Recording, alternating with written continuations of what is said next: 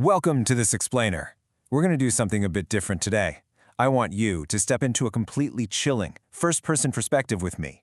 Imagine looking down from a jagged obsidian shard, known as the pulpit of the perished stars.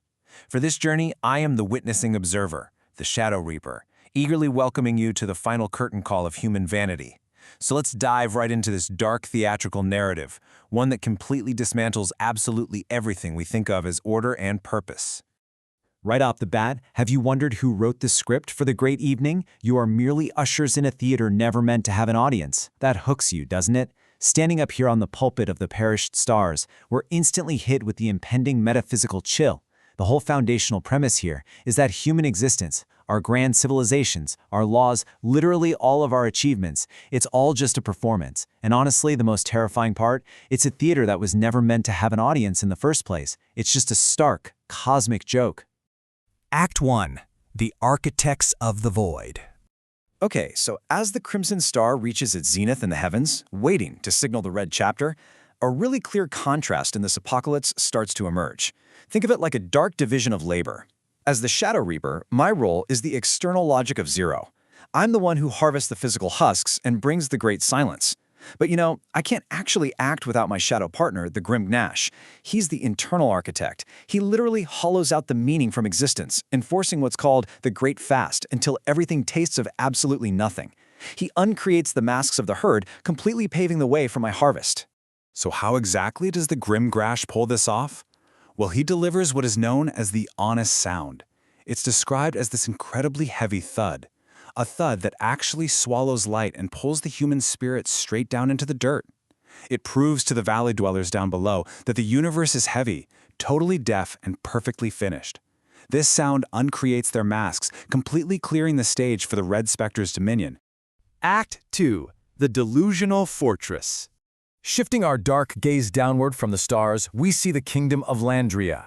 This is a place totally obsessed with rigid control and the absolute always of its laws. It's suffering from this massive stupor of agreement.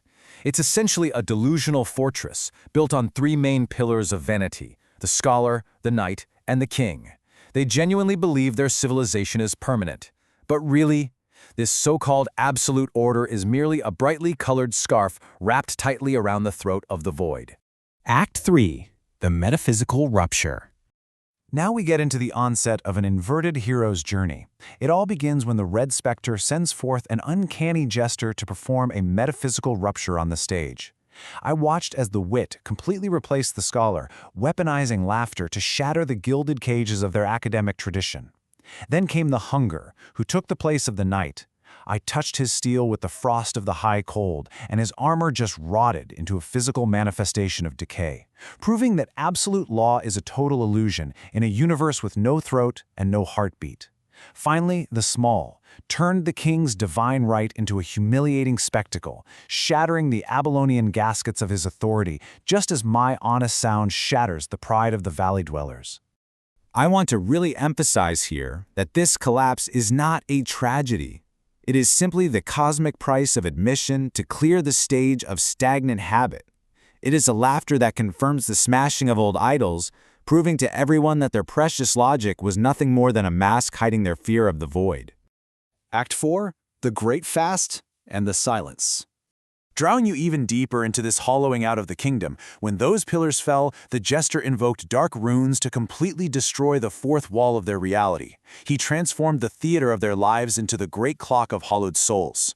Now, this clock didn't measure time. It ticked with the rhythm of the Great Fast, literally feeding on reality until the kingdom was nothing but matter that tasted of nothing. It was the ultimate test, a metaphysical chill revealing that Landaria was never a triumph of will, but merely a product of stagnant habit. And as the stage was cleared, my silent partner arrived, the Obsidian Doctor. Together, we bring the great silence. This is the silence that follows my thud. It's a stark finality that leaves the former rulers totally exposed and undone in lightless halls of stone. Landaria's debt was collected in full. It confirmed that their history was merely a prologue written in a pool of gore.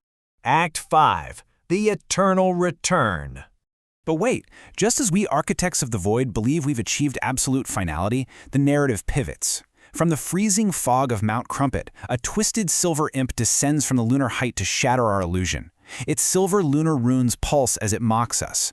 I am the silver madness that gave them the purpose you love to peel away. The moon never learned how to sigh. It's directly challenging our belief that we are the absolute end. Which reveals the final, chilling truth the imp leaves behind on the obsidian shard, the eternal return. This cyclical nightmare proves that my logic of zero and the Grimgrashna's destruction aren't the ultimate end. We're merely recurring stages in a story that absolutely refuses to stay dead. It turns out even the Great Silence is just a grand noise to already perished stars.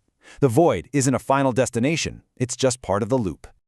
So, as we break the fourth wall here, I have to ask you, as you build your own fortresses of purpose, just like Landaria, will your mortar actually withstand the metaphysical chill?